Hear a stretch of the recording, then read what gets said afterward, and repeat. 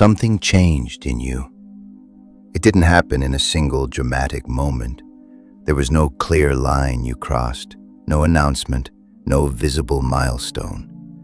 It was quieter than that, subtle, gradual, almost invisible from the outside.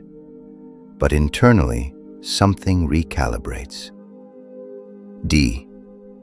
The way you process conversations shifted. The way you read tone, intention, and silence. The way you move through conflict. The way you recover after disappointment. There used to be a longer aftermath, a heavier residue. Things lingered. They looped in your mind. They shaped your mood for days. But somewhere along the way, through pressure that didn't let up, through seasons that demanded more than they returned, something in you stopped collapsing under the weight. Instead of absorbing it the way you used to, you began doing something different. You started converting it, not denying it, not pretending it didn't hurt, but converting it, taking what could have hardened you and extracting something useful from it. Clarity, discernment, precision, depth. Most people won't fully grasp what that costs. They won't see the internal discipline required to pause instead of react, to metabolize instead of transmit, to grow instead of project. They'll only see the outcome, the composure, the perception, the quiet intelligence, without understanding the furnace it was built in. But part of you already recognizes it. You can feel the shift, the steadiness, the way things that once destabilized you now pass through without taking control. Stay with me for a few minutes, undistracted, because what I'm about to name is something most people experience without ever having language for. And once you have language for it, you'll never see yourself the same way again. The hidden trait. There is a concept I want to introduce you to, not as a compliment, but as a precise description of something that actually happened inside you. Psychologists who study resilience and post-traumatic growth have identified a small cluster of qualities that distinguish people who don't just survive adversity, but are functionally altered by it, in ways that increase their capacity, their perceptiveness, and their depth. These qualities don't develop through comfort. They develop specifically through sustained pressure, and only in people whose internal response to that pressure was a particular kind.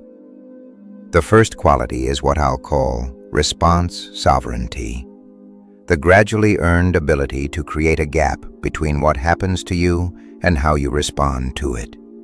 Viktor Frankl described this as the last of human freedoms, the freedom to choose your response in any given set of circumstances.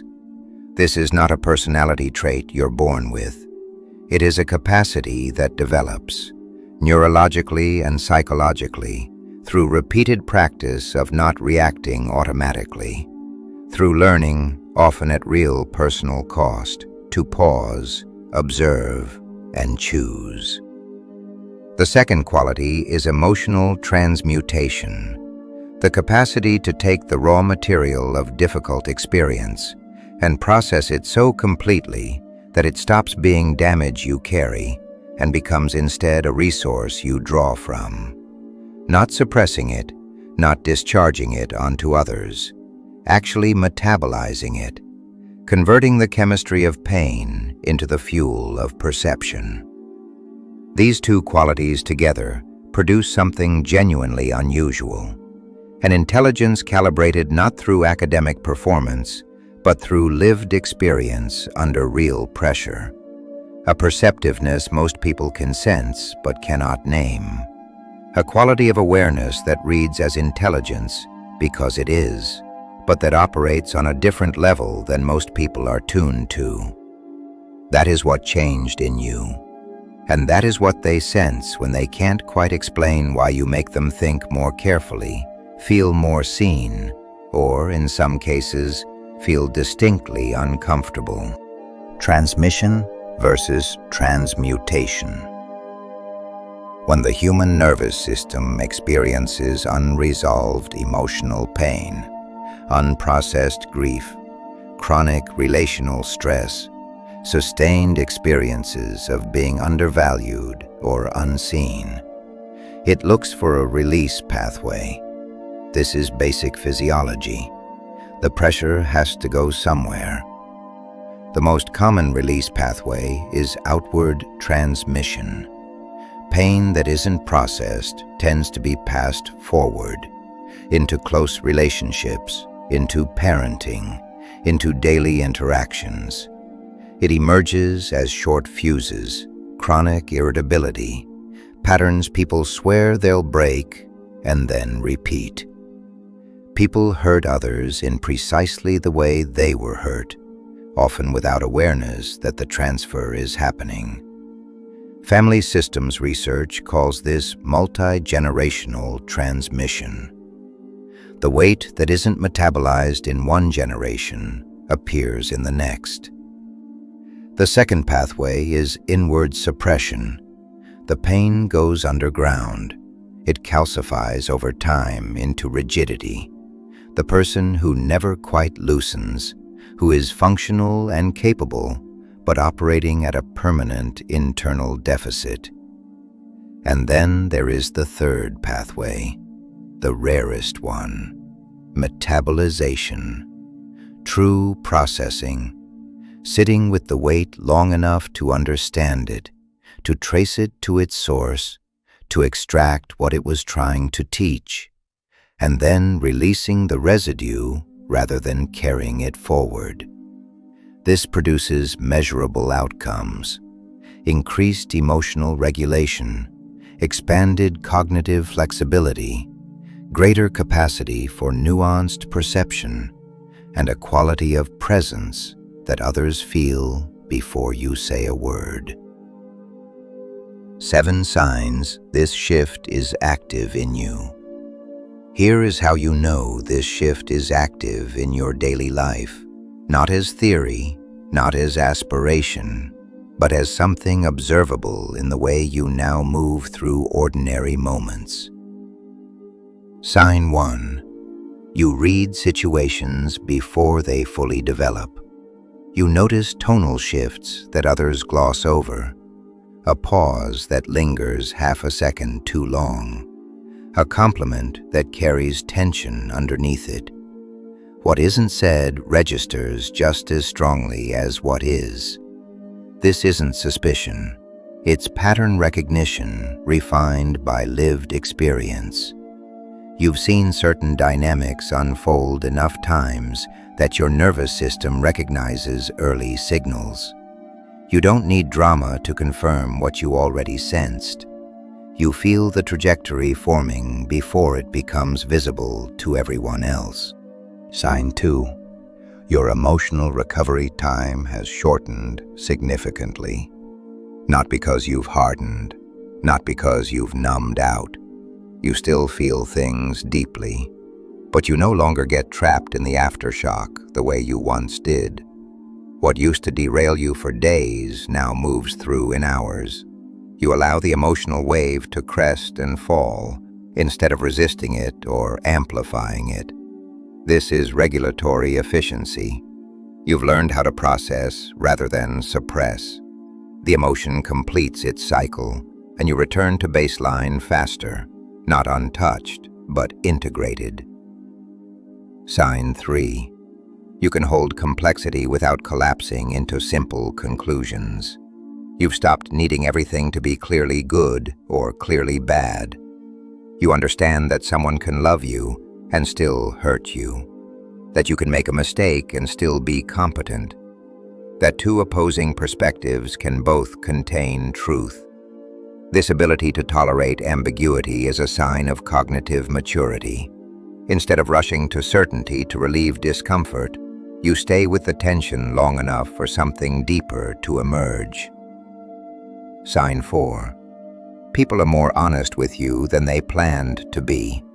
Conversations go deeper quickly. Strangers confide in you. Colleagues reveal more than they intended. This isn't because you interrogate them. It's because you listen without immediate judgment.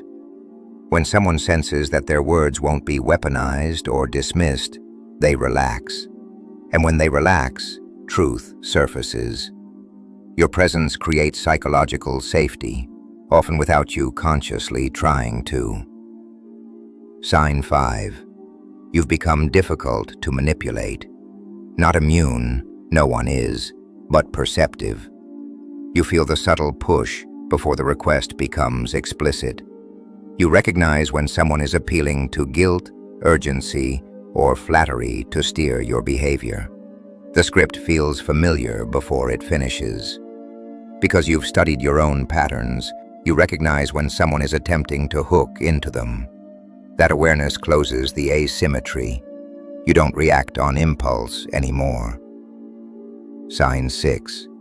Solitude has become functional rather than threatening. Silence no longer feels like absence.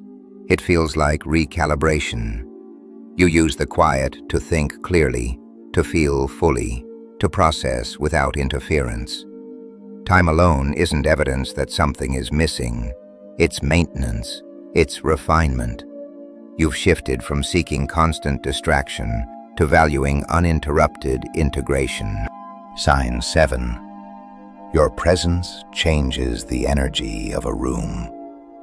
Not because you dominate it, not because you perform, but because regulation is contagious. When one nervous system remains steady, others unconsciously adjust toward it. Conversations slow down, voices soften, tension diffuses. You didn't become powerful in a loud way. You became present. And sustained presence, grounded, observant, steady, is its own form of quiet authority. How this changes your trajectory. People who develop response sovereignty and emotional transmutation build differently. Not necessarily faster, but more accurately. Their decisions are less reactive and more intentional. Their relationships shift in quality. Their internal clarity acts as a natural filter. What doesn't align with genuine well-being simply doesn't hold their attention. And they tend to have increasing impact in the environments they move through. Not through force, but through presence. Problems become clearer in their proximity.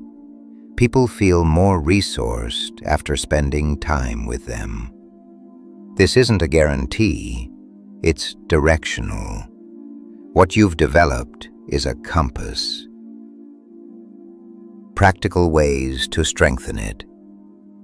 First, deliberate reflection with specificity. Examine your responses. Notice patterns. Ask what you would choose with full sovereignty. Second, somatic awareness.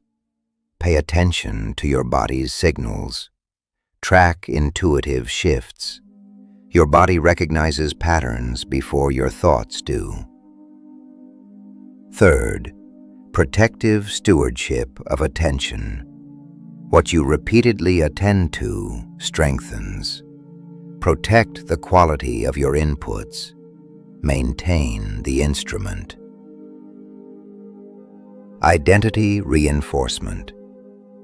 The intelligence people sense in you is not an accident of personality. It is the accumulated output of internal work done under pressure. It is measurable. It is real. And it is yours, built at cost. The intuition that unsettles others is not something to manage. It is something to develop. People are unsettled by clarity they can feel but cannot explain. That is not your responsibility to soften. Your responsibility is to continue developing what has been built, to keep metabolizing rather than transmitting, to keep being the place where the weight stops and something new becomes possible. This is not a one-time achievement. It is a daily practice. You already know what that person is capable of. The question now is whether you keep choosing it. Take a breath before you move on. If something here resonated, share it with someone quietly doing the work. This is the inner calling. I will see you in the next one.